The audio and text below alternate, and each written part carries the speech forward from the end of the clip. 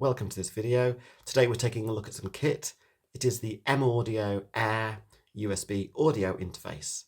And I'd just like to say before we go any further that this product was purchased by me for the purposes of this review. This was not given to me, no money changed hands, and this is not going to be in any way biased. This is literally my personal opinion on the product that I paid for. So this interface has two inputs and two outputs. It has one mic input with an XLR connector, and it also can take such things using a second input at the front of the device. It came in a really nice sturdy box. It was well packaged. It included an instruction manual. It had two USB cables to connect it, so you can choose which you use. One is a USB-C to USB-C, and the other is a USB-A to USB-C, and obviously the USB device itself. It also has some software that you can download that comes with it. The software that comes with it is actually quite useful. There's some good sort of starter products. So you've got, and it's listed on the side of the box, you've got Pro Tools First, maudio edition of that. You've got Ableton Live Lite, various others. Most of these I haven't used and won't use, but some people may. That might be a really selling point for you. The system requirements, by the way, are also written on the box. You essentially need to have a fairly decent PC to run this.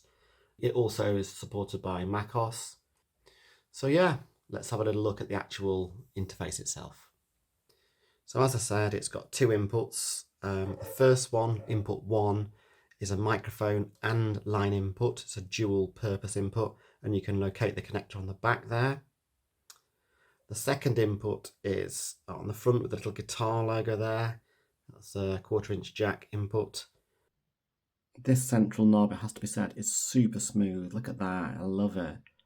Sort of joy to twiddle, if I'm honest. It's got like a rubber ring around the side as well. And then just that smooth top. What I like about this is the design is really cool because a lot of the kind of cables are sort of spilling out of the back. It's well managed in that respect. And then you've just got, two inputs, an input and an output on the front, the ones that you're most likely to fiddle with. So I like the way it's a nice clean design. They've thought about this. It sits really nicely on kind of your desk. It's fairly heavy, to be honest, so it doesn't really move around because it's got a decent bit of weight to it. And it's got these 4 kind of pads as well with a bit of rubber to them. So it really doesn't shift around at all. You can pull things in and out, like the headphone, for example. I do that a lot. You can connect and disconnect that, and you don't have to worry about this thing sliding around at all. It's going to stay put.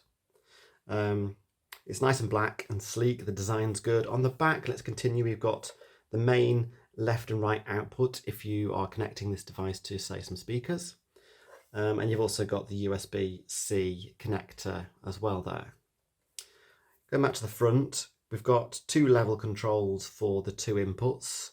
And they go from 1 to 10, as you can see there.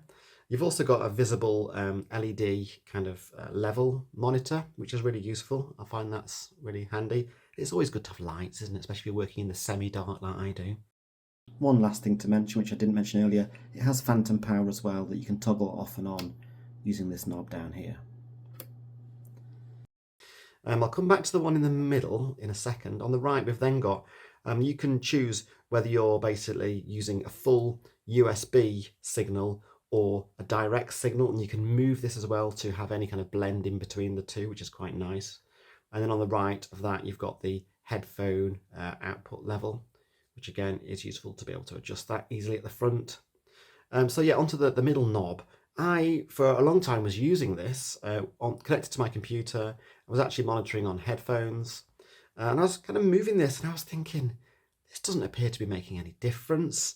I tried clicking it in, pulling it out, moving up to the top and the lower end. And I just thought, I was really confused. And being a man, I just kind of didn't consult the manual for quite a few days. I just thought, that's weird. So I'm a man, I don't read manuals. Sue me. Actually, don't sue me, please. I thought it was the overall input level or overall output level for the headphones, and it wasn't.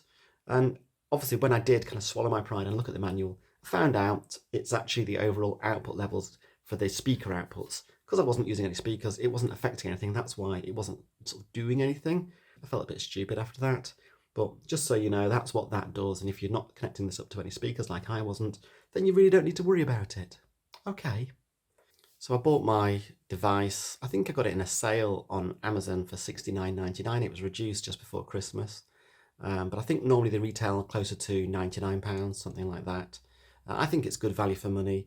I use mine basically for audio recording. I connect up to my PreSonus Studio One digital audio workstation software.